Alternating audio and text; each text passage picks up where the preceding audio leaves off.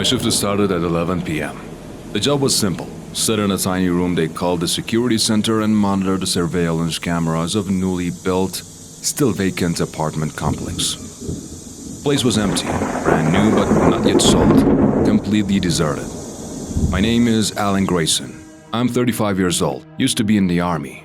I've seen things there, enough to fuel a lifetime of nightmares. But honestly, I never thought an empty apartment building could be worse than a battlefield. The first few nights were quiet. I'd play some music, drink coffee, occasionally get up and walk around the halls to stay awake.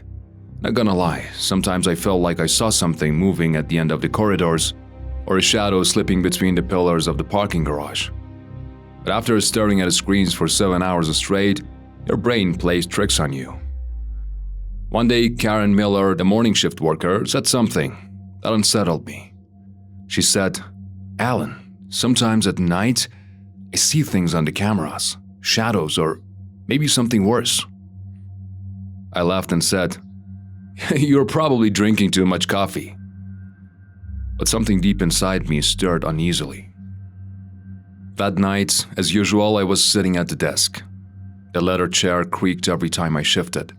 The monitors flicked through the 12 cameras, hallways, entrances, underground parking. I reached for my cold coffee when I saw it. On camera 9, basement level -2. Something moved. Not a car, not a mouse, not a regular person. A tall figure, maybe 7 feet or more. Its skin was a filthy gray. It had no face. Just a smooth mass like a wet sheet draped over a head, smothering all features. I froze. For a second, I thought maybe the camera was glitching. I rubbed my eyes, looked again. No, it was moving. Slowly. It didn't lift its feet, it just glided across the floor. I reached for the walkie-talkie, then remembered. I was alone. Karen wouldn't be in until morning. I took a deep breath, told myself it had to be some weird trick of the lights, maybe some drunk messing around. I grabbed a heavy flashlight, pulled my cap low, and headed out. The corridor was empty. My footsteps echoed in the silence. I skipped the elevator and took the stairs down. The air in the basement smelled like moldy, wet clothes left too long. I reached level -2. The weak yellow light flickered overhead. I swung the flashlight left and right. Nothing. "If someone's there, you better come out. This isn't funny," I called out. No response, not even a rat. I walked a full lap. Empty, except for a few cement pillars and some unregistered cars. Still, that gnawing feeling in my gut wouldn't go away. I headed back upstairs. The moment I re-entered the security room, the stale scent of my own sweat hit me. I dropped into the chair, staring at the monitors. Camera 9, I saw it again. But this time, it wasn't in the parking garage anymore. It was in the hallway. The hallway just outside the security room. My heart hammered in my chest. I couldn't breathe. My hand trembled. It was getting closer. The camera feed kept glitching, flickering on and off. "Oh God," I whispered. I slammed the door lock button. Not that it would help much. Then I heard it. Behind me. A soft, wet breathing sound. I froze. My brain screamed, "Don't turn around, don't turn around."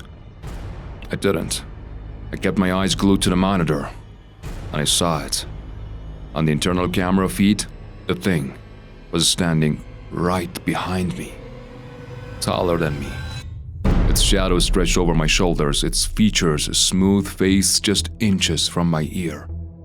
A cold shudder ran down my spine. I couldn't even breathe. My hand fumbled toward the desk, reaching for the useless decorative gun kept there for show. But it was too late. The camera feed shook violently, the lights flickered, and then the screen went black. Everything plunged into darkness. I'd be grateful if you could like the video before I continue the story. When you're in your 40s and all your dreams have gone up in smoke, a night guard job at a big box store can feel like the last lifeline. My name's Rick Donovan. night guard at Marketway. My shift ran from 10 p.m. to 6 a.m. After closing, everyone would leave. The main lights would switch off and a dirty white glow from the emergency lights would take over. The store would turn into something out of a horror movie. Towering shelves, dark aisles, the hum of the AC, and the crinkle of plastic packaging. Everything was supposed to be routine.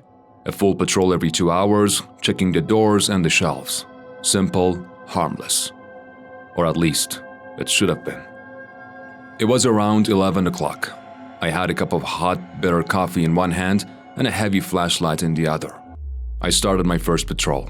Everything seemed quiet, until I heard footsteps coming from the far end of the aisle, like shoes tapping lightly on the tiles. I turned around, swinging the flashlight. Nothing. Just endless shelves and long, stretched-out shadows. "Shut up, Rick," I muttered. "You're just tired." But then, the sound again. Step, step, right behind me. I spun around a few more times. No one. Midnight.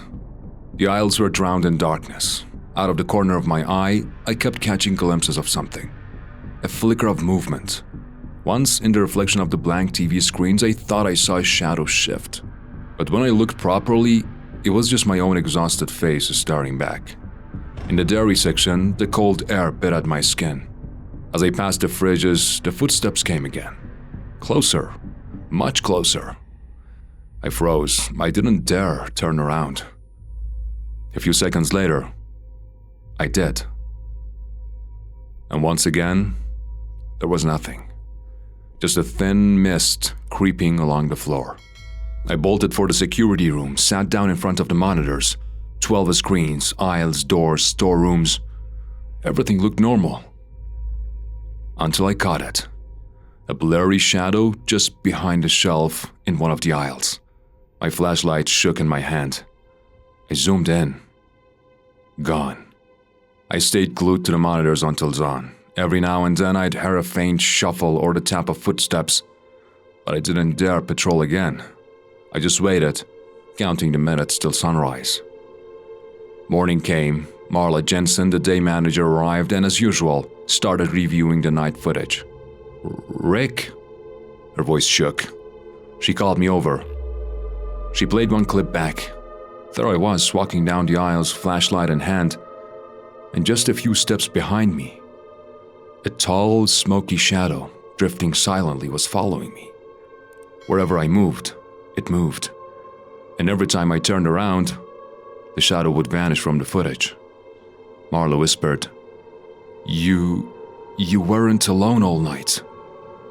If you want to hear more scary stories, make sure to subscribe so we can reach 1,000 subs soon and bring you more.